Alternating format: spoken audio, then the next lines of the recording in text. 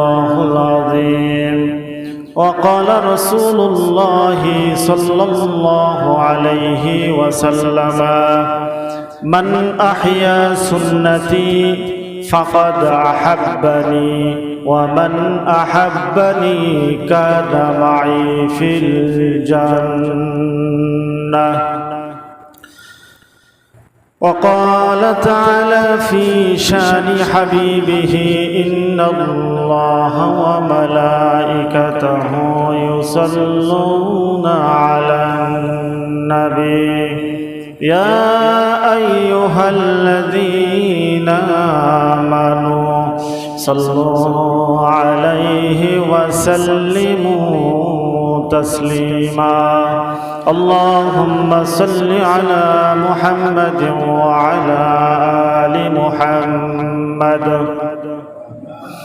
كما صليت على إبراهيم وعلى آل إبراهيم إنك حميد مجيد اللهم بارك على محمد وعلى آل محمد كما باركت على إبراهيم وعلى آل إبراهيم إنك حميد مجيد الحمد لله মুআজ্জাজ মুহতারাম সম্মানিত উপস্থিতি, সর্বপ্রথম মহান প্রভুর দরবারে কৃতজ্ঞতা জানাচ্ছি যে মহান প্রভু আল্লাহ সুবহানাহু ওয়া তাআলা যিনি আমাদেরকে রবিউস সানি মাসের দ্বিতীয় জুমা ৮তম তারিখে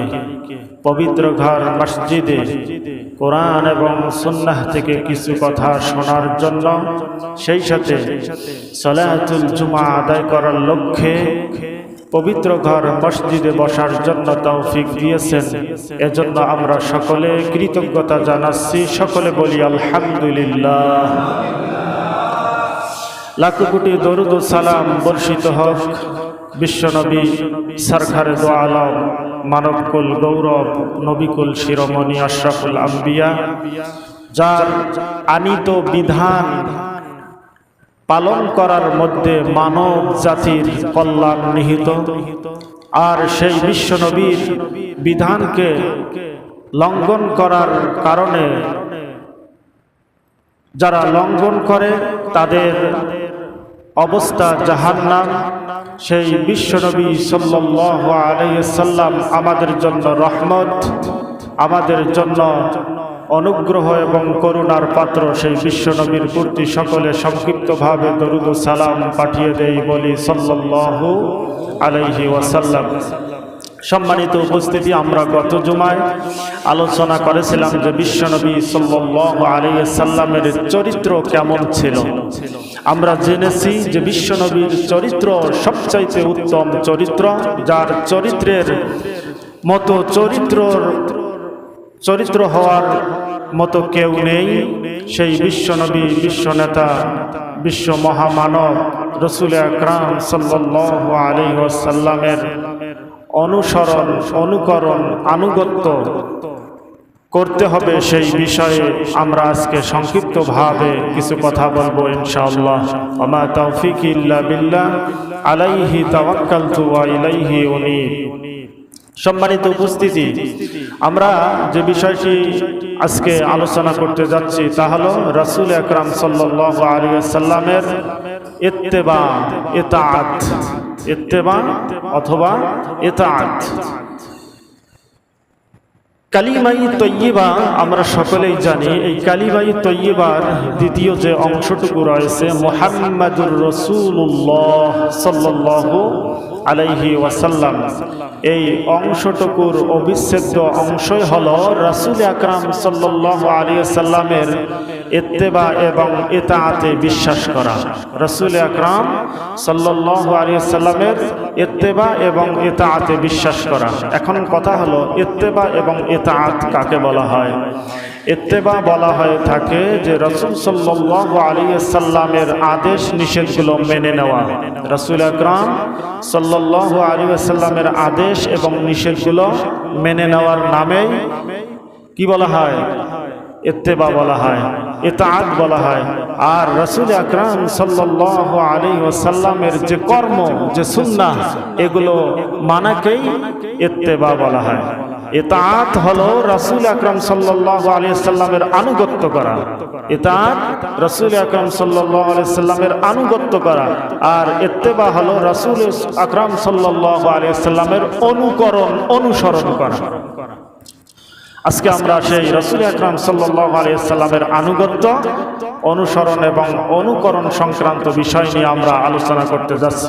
সম্মানিত উপস্থিতি, আমাদেরকে একথা অবশ্যই বিশ্বাস করতে হবে যে রাসূল আকরাম সাল্লাল্লাহু আলাইহি ওয়াসাল্লামের আনুগত্য, অনুকরণের মাধ্যমেই মানব জাতির কল্যাণ নিহিত আছে।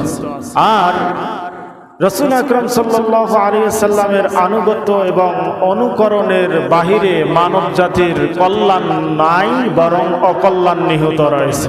আমাদেরকে এ কথাও বিশ্বাস করতে হবে যে আমরা যদি আল্লাহ পাক রব্বুল আলামিনের সন্তুষ্টি অর্জন করতে চাই, তাহলে রাসূল আকরাম সাল্লাল্লাহু আলাইহি ওয়াসাল্লামের আনুগত্য এবং অনুসরণের মাধ্যমেই আল্লাহ তাআলাকে সন্তুষ্ট করা সম্ভব। আর আল্লাহ রাসূল সাল্লাল্লাহু আলাইহি ওয়াসাল্লামের আনুগত্য এবং অনুসরণ, অনুকরণ ব্যতীত আল্লাহ পাক রব্বুল আলামিনের রিজামান্দি, খুশি অর্জন করা, এমনকি কোনো সওয়াব অর্জন করা সম্ভব নয়। সকল ক্ষেত্রে আল্লাহ রাসূল সাল্লাল্লাহু আলাইহি ওয়াসাল্লামকে সর্বাধিকার দিতে হবে। তাকেই কি আমাদের মানুষের যত কথা আছে, যত কিছুই আছে, যত কর্ম আছে, সকল কথা, সকল কর্মের উপরে একমাত্র কেবলমাত্র রাসূল আকরাম সাল্লাল্লাহু আলাইহি ওয়াসাল্লামকেই প্রাধান্য দিতে হবে, আর কাউকে প্রাধান্য দেওয়া যাবে না। এ কথাই আল্লাহ পাক রব্বুল আলামিন সূরাতুল আনফাল আয়াতে কারিমার শেষের দিকে বলতেছেন। আল্লাহ পাক রব্বুল আলামিন বলেন, وَأَطِيعُوا اللَّهَ وَرَسُولَهُ إِن كُنتُم مُّؤْمِنِينَ। আল্লাহ পাক রব্বুল আলামিন বলেন, আল্লাহ এবং তার রাসূলের হুকুম মান্য করো যদি তোমরা ঈমানদার হয়ে থাকো।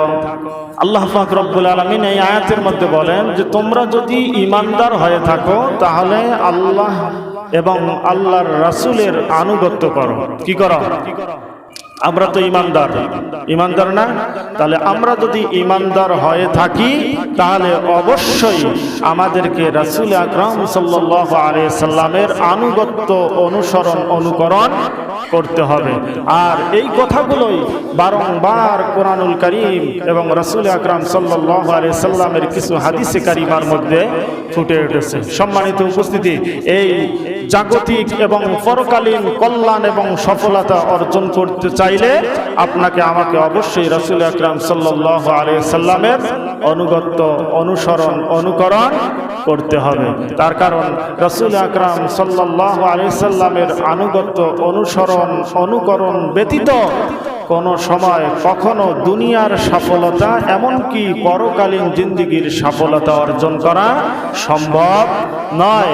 এজন্য আল্লাহ পাক রব্বুল আলামিন সূরা নিসা ৮০ নম্বর আয়াতে কারিমার মধ্যে সুন্দর করে বলেছেন যে তোমরা যদি আমার সন্তুষ্টি অর্জন করতে চাও, আমার যদি আনুগত্য করতে চাও, তাহলে আমার নবী মুহাম্মদুর রাসূলুল্লাহ সাল্লাল্লাহু আলাইহি সাল্লামের আনুগত্য তোমরা করো। আল্লাহ পাক রব্বুল আলামিন বলেন, মান ইউতি'র রাসূল ফাকাদ আতা আল্লাহ।